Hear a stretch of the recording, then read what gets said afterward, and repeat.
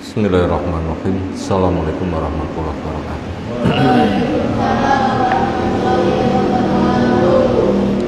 Alhamdulillahirabbil alamin walladzi arsala rasulahu bil huda wa dinil haq lidhirahu 'ala dini kullih wa kafa billahi syahida wa asyhadu an la ilaha illallah wahdahu la syarikalah wa asyhadu anna Muhammadan abduhu wa rasuluh.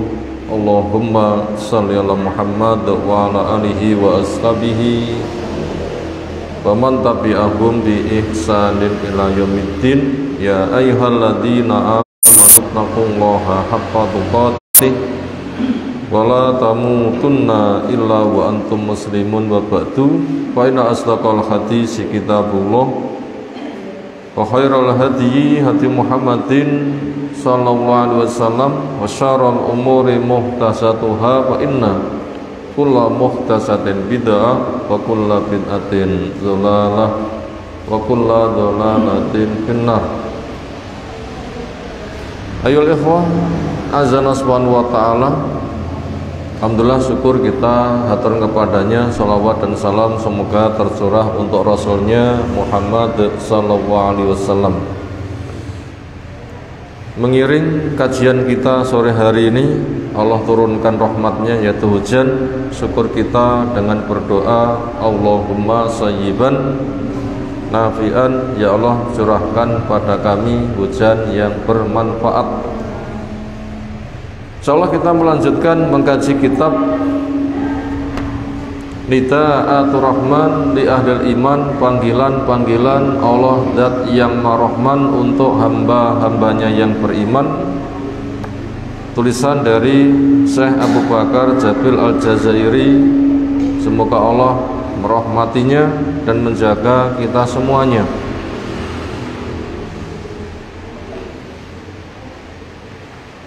Masih kelanjutan dari panggilan yang ke-40 di halaman 104, yang hari ini insyaallah kita masuk di halaman 105. Separuh pembahasan sudah kita kaji kemarin tentang orang yang sedang berihram dilarang untuk berburu umroh sewaktu-waktu atau ketika hajian. Yang jelas sedang terikat acara manasik, maka dia haram untuk berburu di tanah haram atau di luar tanah haram, kecuali kepada binatang-binatang fasik tetap boleh untuk dibunuh. Apa binatang-binatang fasik kemarin? Ulo bisa dibunuh dimanapun, kapanpun. 2, tikus. 3, ulat jengking. 4, anjing galak. 5, burung elang atau termasuk burung gagak termasuk, atau binatang-binatang lain yang jelas bermudarat. Manusia sebatas membela diri, jangan sampai jadi korban kemudaratannya. Tapi itu tidak masuk berburu, tapi membela diri ketika terganggu. Termasuk cecak juga binatang fasik. Tekek juga kelasnya cecak. Itu juga binatang yang dibunuh, berarti tidak dikonsumsi. Kemudian kepada mereka yang melanggar nggak boleh berburu, ternyata kok berburu, itu ada denda. Apa dendanya? Mengganti yang semisal. Insyaallah kita akan memperinci pada pembahasan sore kali ini. Kita baca di halaman 105. Wa ala kulli hal, dan di keadaan manapun juga, faqad khurima as-saidu alal muhrim fil khilli awil haram, maka sungguh diharamkan kepada orang yang sedang berihram, sedang bermanasik, sedang umroh atau haji, untuk berburu di tanah halal atau di tanah haram. Di tanah haram itu ada gerbang masuk, Anda masuk tanah haram. Tanah halal itu di luar wilayah itu. Gak boleh berburu dimanapun. Fala yahilu li mu'minin muhrimin au mu'minatin, maka tidak boleh untuk mukmin laki dan perempuan yang sedang berikram ayyasida untuk berburu bi ayyi atatin min adawati soidi, dengan alat dari alat-alat untuk berburu, sawaun kanat rumhan au syarokan, sama saja alat berburu itu bentuknya tombak atau perangkap, au ghairu dzalika atau yang lain-lain. Liqouli ta'ala, sebagaimana firman Allah Ta'ala, ya ayyuhalladzina amanu la taqtulus shayda wa antum hurum. Wahai orang-orang yang beriman, kamu jangan membunuh binatang buruan di mana kamu sedang berihram. Sema bayana ta'ala jazaan min qatli soidi famata bi qatli faqal. Kemudian Allah menjelaskan hukuman harus mengganti dari binatang yang ia buru lalu mati dengan sebab dia memburunya. Perintah untuk mengganti dengan firman-Nya, waman qatala minkum muta'ammidan, siapa yang membunuh binatang buruan dengan sengaja, qatalahu bisaidi, dia membunuh pada binatang buruannya, fajazaun mislu ma qatala minan na'am, maka dia harus mengganti semisal dari binatang yang diburu pada binatang lain. Fajazauhu yatasaddaqu bi hayawanin yumasilu ma qatalahu, balasannya, dendanya, dia supaya bersedekah dengan binatang yang nilainya semisal dari binatang yang bunuh. In kana lahu mislun minal hayawan al insiyyi, apabila memang ada binatang yang jinak. Waman soda na'amatan, siapa yang berburu burung unta, kafarah bibutnatin minal ibil, dia membayar kafarah. Kafarah membayar denda, bentuknya budnah, binatang sembelihan dari unta. Waman soda bakorotan minal waksi kafarah bi bakorotin, siapa yang berburu sapi dari sapi liar dengan membayar denda sapi jinak. Waman soda ghazalan tasaddaqa bi anzin, siapa yang berburu kijang, dia supaya berburu dengan wedus kacang. Wakada, dan seterusnya. Wa makana la mislalahu min hayawan, apabila enggak ada binatang yang semisal al insi yang jinak, fal yatasaddaq bi qimati, supaya sedekah dengan harganya. Sapi berapa kira-kira harganya? 17 juta misalnya, pedus 2 jutaan misal. Ketika cari bandanya nggak ada, ya duit itu dicarikan bahan makan kemudian disedekahkan. Ghairu anna hadzal hukmu yajibu ayyahkuma bihi dzawa adlin minal mu'minin. Hanya saja hukum ini yajibu ayyahkuma, yang wajib menghukumi, dzawa adlin minal mu'minin, orang yang memiliki nilai adil. Misalnya anggota rombongannya ada yang diustadkan umpamanya, yang tahu seluk-beluknya, Ustaz kira-kira ini binatang yang semisal apa? Oh nah itu saja, itu nanti bentuk membayar dendanya. Berarti jangan dihukumi sendiri, tapi mencari penengah. Fala yatruku lil qatil wahda, enggak boleh orang yang bunuh dia meninggalkan untuk dirinya sendiri. Itqat tahmiluhu nafsuhu ala adamil mumasalah, yang kadang nafsunya nggak bisa memenuhi standar semisal.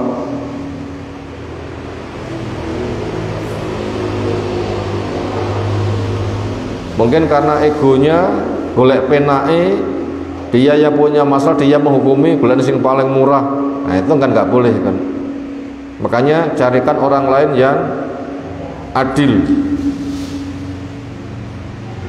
Wa ala naksin al-qimah, kadang juga harganya kurang. Makanya jangan dihukumi sendiri, melanggar sendiri dihukumi sendiri jangan. Tapi ketika melanggar cari orang lain, saya punya pelanggaran binatang seperti ini, kira-kira yang semisal apa. Sebagaimana firmankan, yahkumu bi dawa adil minkum, yang memutuskan hukum orang yang adil di antara kamu. Lalu apa makna adil? Makna bahasa adil adalah watus syai' fi makanih, menempatkan sesuatu di tempatnya. Adil itu tidak harus sama, tapi tepat pada sasarannya, tepat guna, yaitu menempatkan sesuatu berada di tempatnya. Itu namanya adil. Adil yang paling adil itu ilmu syar'i. Adil yang paling adil itu tauhid. Adil yang paling adil itu amal sunnah. Adil yang paling adil itu jujur. Adil yang paling adil juga nggak pilih kasih. Itu termasuk diantara makna adil. Al-adlu wal al-mu'min al-mujtanib lil kabair, orang iman yang menjauhi dosa-dosa besar. Al-mutaqi fil ghalib as-saghair, orang yang takwa menjaga diri dari dosa-dosa kecil. Lek cilik wae ditinggalne, apalagi dosa besar, itu tanda adil. Wala nadkur annal mukhti kan nasi. Sekarang kita masuk kepada perkara yang dianggap khilaf, kesimpulan ahli ilmu berbeda, yaitu orang yang berburu itu tidak sengaja, kena hukuman apa enggak? Atau lali, kena hukuman apa enggak? Annal mukhti kan nasi, orang yang membunuh tidak sengaja itu dianggap wong sing lali. Kilahuma tajibu alaihi al-kaffarah, maka wajib bayar denda. Fi qatri sayti, ketika membunuh binatang buruan. Wa ala hadza, yang memiliki kesimpulan ini adalah as-sahabah, para sahabat, wal a'imah as-salasa, dan imam yang tiga, yaitu Imam Syafi'i, Imam Malik, dan Imam Ahmad. Wa khalafahum Abu Hanifah, menyelisinya Imam Abu Hanifah. Wala iltifatun ila ma ra'ahu, tetapi tidak boleh memilih pendapatnya Imam Abu Hanifah. Napa bengung?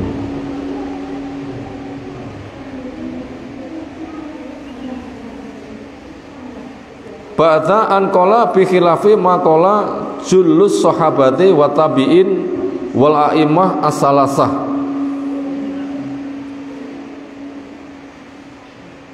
Kepada apa yang ia berpendapat setelah jelas menyelisih kepada mayoritas para sahabat, jullus sahabat itu mayoritas sahabat, dan tabi'in, dan para imam madhab yang tiga, yaitu Imam Malik, Imam Syafi'i, dan Imam Ahmad rahmatullahi alaihi majma'. Semoga rahmat Allah Ta'ala menimpa pada mereka, tercurah pada mereka.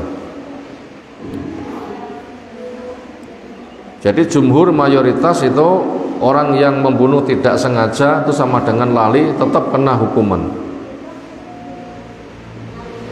Kalau ada hadis mengatakan Allah mengangkat hukum kepada orang yang lali tidak sengaja dipaksa, ini adalah di depan Allah.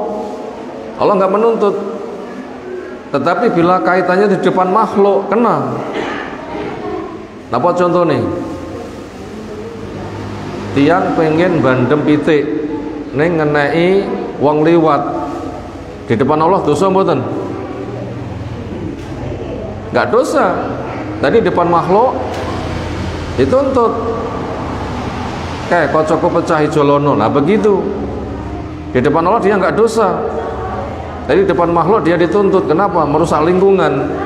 Sementara merusak lingkungan itu tidak boleh, sengaja atau tidak sengaja, sebagaimana pesan Nabi SAW, la dororo wala diroro, tidak boleh membuat kemudaratan sengaja atau tidak sengaja. Itu tadi ketika terjadi khilaf, maka kita kembali kepada jumhur, yaitu orang yang nggak sengaja dianggap lali. Di depan Allah dia tidak dosa, tetapi di depan makhluk karena ada yang dikorbankan, maka dia tetap membayar dendanya.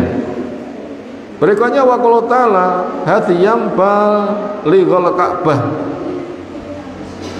hadiah yang sampai ke Ka'bah. Berarti dia membayar denda itu dihantarkan ke Ka'bah. Apa maknanya? Ai mahakama bihi al-adlan min misli ma qatala al-muhrim, apa yang dua hakim adil telah memberikan keputusan dari yang semisal orang ihram yang membunuh binatang buruan, yang bagi ayursila ilal haram, maka dia wajib mengirimkan ke tanah haram liyut baha hunaka wa yufarraqa lahmuhu alal fuqara wal masakin fil haram la kharijuhu. Binatang itu nanti akhirnya disembelih, lalu dagingnya dibagi-bagi kepada orang fakir, orang miskin yang berdomisili di tanah haram, bukan orang yang di luar tanah haram. Itu tadi maknanya hadiah ke Ka'bah. Bukan Ka'bah yang dapat hadiah, tetapi apa? Dendanya diwujudkan hewan, disembelih, disedekahne. Sinten sing nampa? Orang fakir yang ada di kanan kiri penduduk tanah haram. Di kanan kiri Ka'bah sebagai penduduk tanah haram. Wonten mereka tiang fakir wonten apa mboten? Wonten Saudi tiang fakir wonten apa mboten? Oh, ada. Di mana-mana itu ada orang fakir itu. Walaupun di sana kita orang miskin itu bermobil, ini sugih nggak bermobil, menurut kau fakir malah bermobil. It al murad bi qouli ta'ala, adapun yang dimaksud dari firman Allah Ta'ala balighal Ka'bah, sampai ke Ka'bah, yaitu annahu al haram, itu tanah haram, al muhit yang meliputi bil Ka'bah. Di sana ada Ka'bah, min jihati al arba, dari arahnya yang empat, kidule Ka'bah, lore Ka'bah, etane Ka'bah, kulone Ka'bah, di sekeliling lah di tanah haram. Di situ dicarikan orang miskin, fakir, nah itu yang didumi. Itu arah empat al ma'rufah yang sudah dikenal, idul, lor, etan, kulon. Ladayil mukminin, di sisi orang yang beriman. Wala yajuzu malukudroh ayat waha kharijal haram, dan tidak dipulihkan kepada orang yang punya kemampuan menyembelihnya di luar tanah haram. Tidak boleh, harus berada di tanah haram. Kenapa? Karena pelanggarannya di tanah haram, dan itu menjadi ketetapan, nggak boleh dibawa keluar. Liqouli ta'ala hadiyam balighal Ka'bah, hadiah yang diserahkan kepada penduduk yang ada di kanan kirinya Ka'bah, yang miskin. Wa qala ta'ala au kafaratun ta'amu miskin, atau membayar kafarah bentuknya memberi makan pada orang miskin. Fahadha takhfifun wa rahmatun minallah, ini Allah memberikan keringanan dan kasih sayangnya bi ibadi al mukmin, kepada hambanya yang beriman. Wa dzalika bi ayyastariya bisamani ma wajaba alaihi, yaitu dengan cara membeli dari harga apa yang wajib kepadanya, min bunatin, golek unta gak entuk duwite, nanti dibelikan bahan makan didum. Au bakara, atau golek sapi gak entuk duwite, diberikan bahan makan didum. Au tais, atau kambing nggak ada, lalu duwite senilai kambing, dibelikan bahan makan kemudian didum. Yastari bihi ta'aman wa yatasaddaqu bihi haitsu amkanahu dzalik, ia belikan bahan makanan kemudian ia sedekahkan sesuai dengan kondisi yang sedang berjalan. Wa qala ta'ala au adlu dzalika siyaman, apabila denda binatangnya enggak enek dijadikan uang untuk belanja bahan makan haran duit terus temui kira-kira diganti puasa, diganti apa? Puasa. Dendone sapi enggak duwe, enggak enek, ya wis sak rego sapi dibelikan bahan makan haran duit. Nah, diganti poso. Berapa hari? Nah, ini kita akan melihat berapa hari puasanya. Yang berpotensi diburu itu kira-kira ya semisal nopo kira-kira. Lek unta kita yo jarang nggih. Sapi yo jarang. Paling-paling sing diburu kelasnya manuk, ngoten nggih.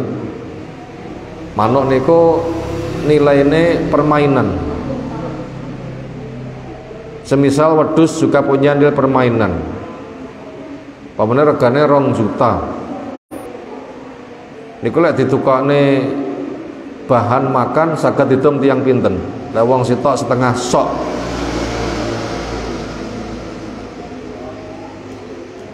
Sak soke kurma pinten regane?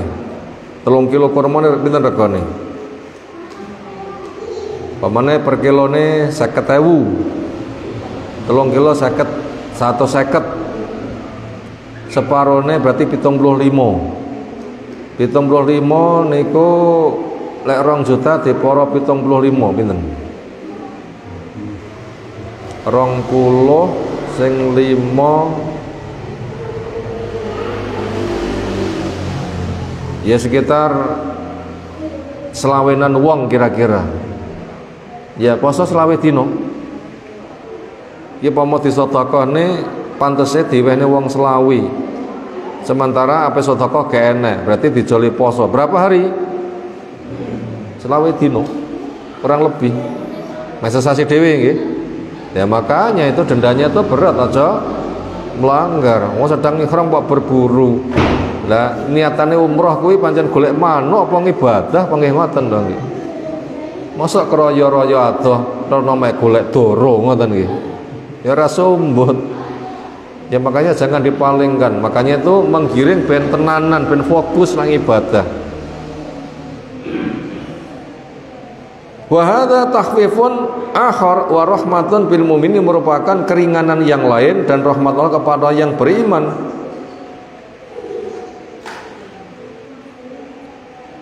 Fa inna man qatala asaita ma'dzunun lahu aidzon, maka sesungguhnya orang yang membunuh binatang buruan diizinkan juga untuk dia ayasuma angkuli nisfi sa'in, untuk poso saben-saben setengah sok.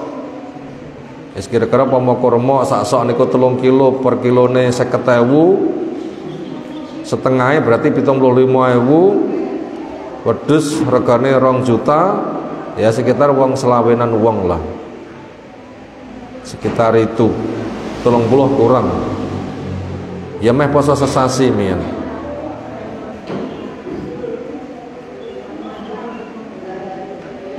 Yaitu khufnataini, 2 genggam buron bentuknya gandum, al tamron al sairon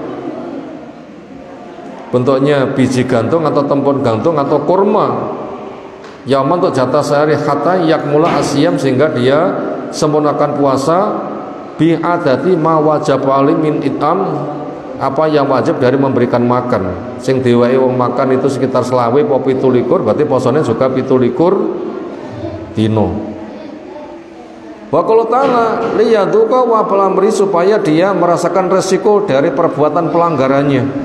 Ini untuk membimbing supaya orang itu tujuan pokoknya tidak dialihkan oleh berburu, karena ya enggak sumbut lunga ado-ado sebatas mek golek doro, ngoten nggih. Makanya jangan sibuk yang seperti itu, maka itu dendanya itu sangat berat. Ai uqubatun mukhalafatuhu, hukuman uqubatu mukhalafatihi, hukuman ketika dia itu melanggar lisani pada syariat ini. Wa ma amar nabi dan apa yang kami larang dengannya, wa nahaina anhu dan apa yang kami perintahkan, apa yang kami larang darinya. Afaullah amma salaf, semoga Allah memaafkan dari peristiwa tempo dulu. Artinya dulu belum tahu peraturan ini ya sudah dimaafkan, tapi apabila sudah tahu bayar denda. Bahwa tafadhul min Allah Ta'ala, dia merupakan anugerah dari Allah Ta'ala bi'afi, dengan Allah memberikan maaf alam man sabaqo ansada wa qatala, kepada orang yang berburu dan yang membunuh qabla nuzuli hadzal hukmi, sebelum turunnya ayat ini. Wa man ata fayantakimul wamlu, tapi siapa yang mengulang Allah nanti akan menghukum. Wis ngerti melanggar, nah itu kena hukuman. Dia belum ngerti dimaafkan. Fa fi tahdidun wa wa'idun, itu merupakan ancaman dan peringatan keras. Hatta ro'a ba'du ahli ilmi, sampai punya ide sebagian dari ahli ilmu minasal, dari orang tempo dulu, annahu la yujzu al-fida', tidak cukup hanya dengan membayar denda, tapi juga harus tobat dan istighfar. Kenapa? Ada pelanggaran. Waladhi alih jumhur annahu kulama soda wajabat alih al-fidyah. Menurut pendapat mayoritas ahli ilmu, setiap kali melanggar dendanya segitu, melanggar lagi segitu lagi. Melanggar sitok poso selawe dino, melanggar neh poso neh selawe dino, ngoten nggih. Melanggar ping 3 poso 75 dino, lah ngoten nggih. Wa yatuku amrahu ila Allah Ta'ala, dan yutraku, diserahkan urusannya kepada Allah Ta'ala. Wa qalu ta'ala wa ul azizun dzuntiqam, Allah itu maha perkasa yang sangat keras siksaannya kepada orang yang tegak hujah, sengaja melanggar, dia tidak tunduk. Ayu aqibu ala maksiatihi wala yahulu duna muradil hailun, itu Allah akan menghukum atas kemaksiatannya dan tidak ada yang menghalangi atas maksudnya, atau itu sengaja membantah. Ala falana takilah, ketahuilah supaya kita takwa kepada Allah Ta'ala, wala nahdhar maksiat, supaya kita waspada jangan sampai bermaksiat. Apalagi kita berpuasa, betul-betul latihan untuk taat, pandangan mata, omongan, dan macam-macam. Ini supaya betul-betul dijaga, jangan sampai pahala puasa hilang karena berbagai macam kemaksiatan. Sawaun kanat, sama saja sida muharamin au ghairu dzalik, itu binatang buruan di tanah haram atau yang lain-lain, min salim ma'asi wadud, dari semua jenis maksiat dan dosa-dosa. Allahumma fadna wa qina syarra nufusina hatta la na'siyaka, ya Allah jagalah kami dan peliharalah kami dari jiwa-jiwa kami yang jelek, sehingga kami tidak bermaksiat kepadamu. Wassalamun ala mursalin walhamdulillahirabbil alamin. Keselamatan semoga curahkan kepada para rasul, dan pujian semata kita aturkan hanya untuk Allah Ta'ala. Alhamdulillah, selesai materi telah kita baca. Sekarang kita masuk pada rangkumannya. Nomor 1, orang yang terikat acara ihram.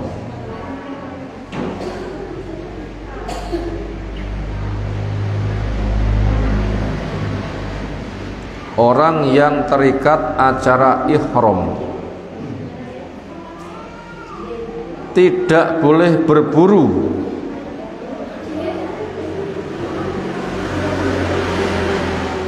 dengan cara apapun dan dimanapun.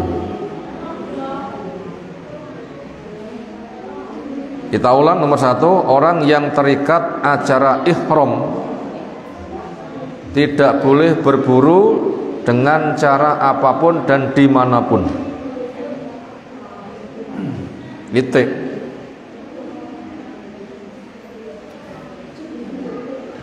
Dan biasanya orang itu kalau ada pelarangan itu biasanya ujian itu jarak, ngoten nggih. Itu biasanya ujian itu jarak. Payah butuh renek ra butuh teko. Ya begitulah. Beratnya ujian itu memang kontras permasalahannya. Yang paling utama ya akhirnya ya nafsu kita. Selagi kita bisa mengendalikan nafsu, insya Allah nanti terkendali. Tapi biasanya gak kuat menahan nafsu. Kayak kisahnya orang yang dilarang berburu di hari Sabtu, yaitu orang Yahudi yang hidup di pantai. Hari rayanya itu semula itu Jum'ah, pekanan, tapi mereka ngotak-ngatik menjadi Sabtu. Akhirnya diizinkan, tapi syaratnya tidak boleh kerja sama sekali, khusus hari ibadah. Lah hari-hari biasa lautnya diubek-ubek, iwae ndelik kabeh. Pada hari Sabtu mereka beribadah, iwae kampul-kampul, jarak ngawe-ngawe ngoten nggih. Gak kuat orang yang punya jiwa berburu nyawang ngono kuwi. Gatel ngoten kira-kira nggih. Tanganku gatel, kudu nyekel ae. Nah, akhirnya mereka bikin rekayasa. Napa rekayasane? Hari Jumat mereka memasang jaring-jaring. Atau pantainya dijuglang. Wayah ana ombak nggawa iwak masuk galian biaur. Banyune balik iwake tertahan. Akhirnya waktunya pulang dari dari ibadah khusus, ya mereka pesta. Ya begitulah namanya ujian. Maka daripada itu ketika Allah menguji itu bukannya Allah itu kekurangan suplai, bukan ya. Semisal kita itu disuruh berinfak, Allah itu kok kekurangan dana malah boleh sumbangan, bukan. Kita tidak boleh menuduh Allah itu miskin, pangkat dikongkoni nyumbang, bukan itu. Nabi SAW menjelaskan, andaikan saya mau padang pasir jadi emas itu jadi harta kekayaanku, Allah itu mau. Tapi saya bukan begitu permasalahannya. Di balik itu Allah itu ketika menghendaki sesuatu hanya mengatakan kun, jadilah. Jadi ketika Allah menguji itu bukannya Allah itu kekurangan suplai, semisal orang suruh infak Allah itu kekurangan dana, torok, itu enggak. Tetapi sebatas untuk menguji kita saja. Kita butuh tahu ketika kita itu infak, jangan merasa itu milik kita, itu titipan. Bumi milik siapa? Langit milik siapa? Diri kita milik siapa? Kita punya keterampilan, bisa berkarya, bisa bernapas, sehat, milik siapa? Hujan siapa yang memberikan? Yang menumbuhkan siapa? Menyediakan emas siapa? Kamu punya pikiran cerdas, punya tenaga berkarya, sapa sing maringi? Kan semuanya itu kan dari Allah kan. Ketika diberikan begitu saja, nggak diinfakkan, nggak berkembang, mati tinggal. Supaya maslahat, sedekahno ketika mati duit tabungan, kan begitu sebenarnya. Jadi itu pembekalan sifatnya. Lek nggak tok sedekahne awakmu mati, nggak duwe gawan.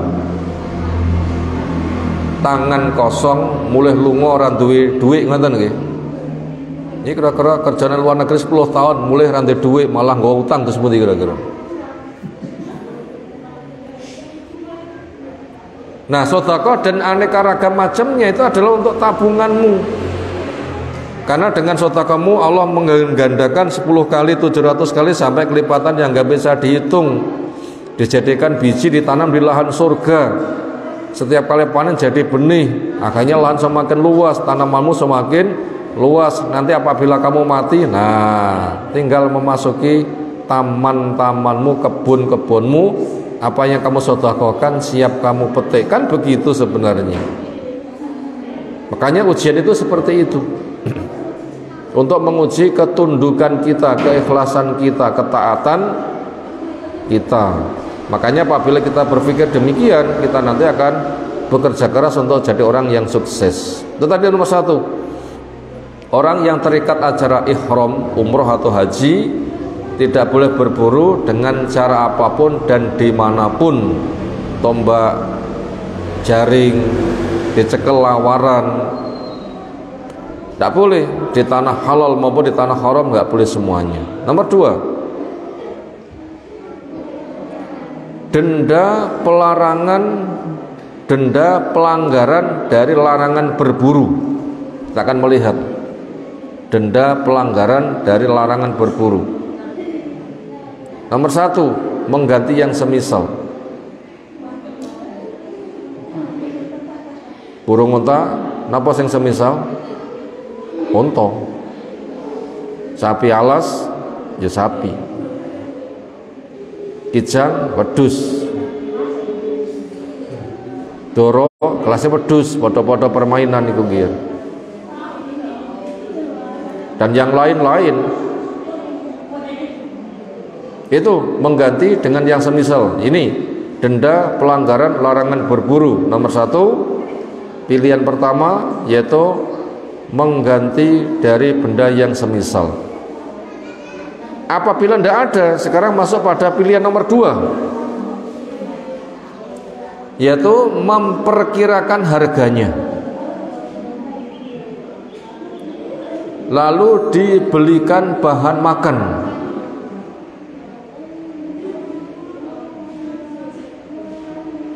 Diperkirakan berapa harganya, lalu dibelikan bahan makan, semisal kurma.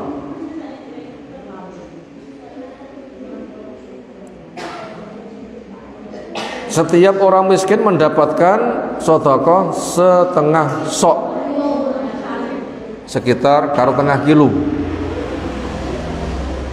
Setengah kilo, karo tengah kilo gitu. Sekitar itu. Sehingga lek duwene sekitar ya 75.000 atau 100.000, sekitar itu.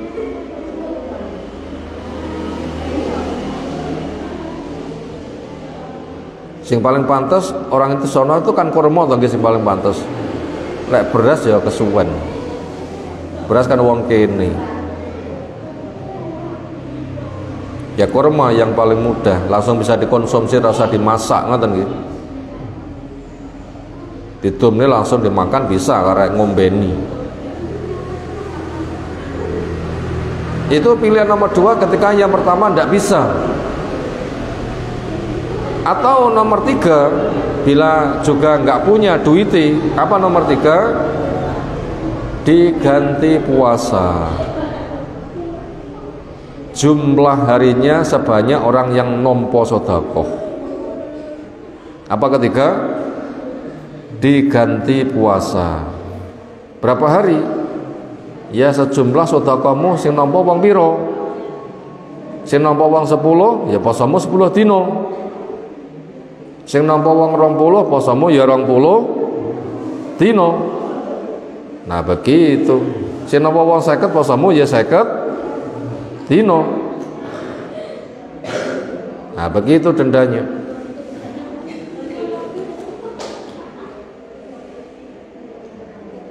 Itu tadi pelajaran nomor 2 tentang denda pelanggaran larangan berburu buat orang yang ihram.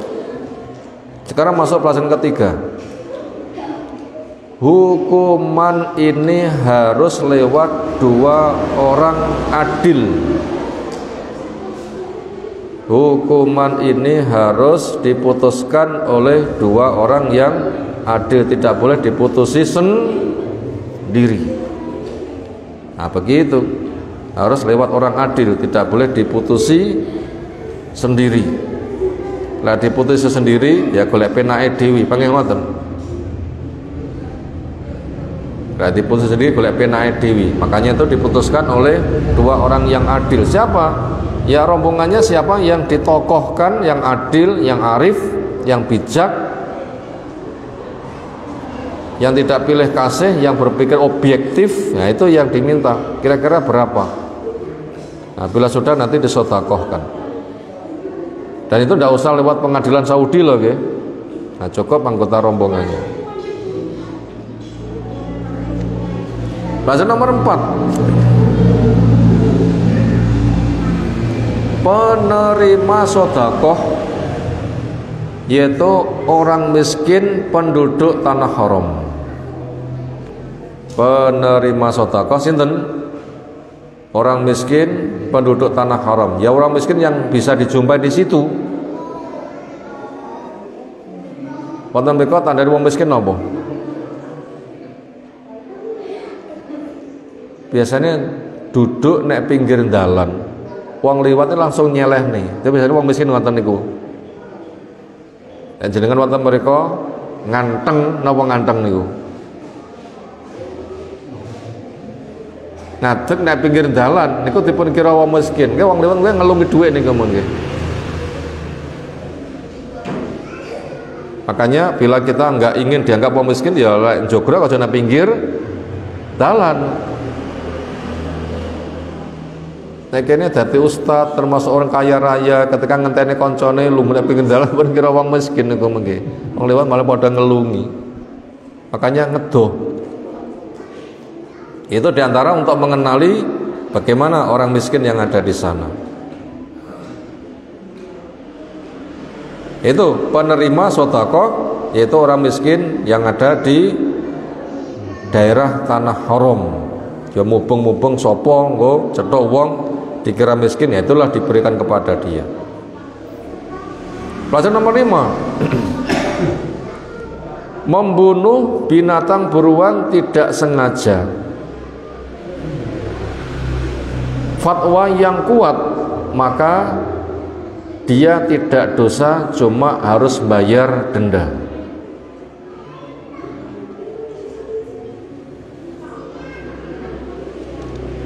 Kita ulang, nomor 5, membunuh tidak sengaja, membunuh binatang buruan tidak sengaja, maka kesimpulan yang kuat, hukum yang kuat adalah di depan Allah dia tidak dosa, cuma kena hukuman keduniaannya, yaitu bayar denda. Karena permasalahannya ya sudah jelas, la dororo wala diroro, tidak boleh menimbulkan mudarat sengaja atau tidak sengaja. Allah sendiri jelas memaafkan. Innallaha tajawaza li an ummati. Sesungguhnya Allah memberikan maaf kepada umatku. 1, dipaksa. 2, kelalen. 3, tidak sengaja. Ini depan Allah nggak ada dosa. Jadi di depan makhluk ketika menimbulkan mandor kepada lingkungan kena. Di depan makhluk ketika menimbulkan mandor kepada lingkungan maka kena hukuman. Terakhir yang ke-6, pelanggaran berulang, maka dendanya juga berulang. Pelanggaran berulang maka dendanya juga berulang.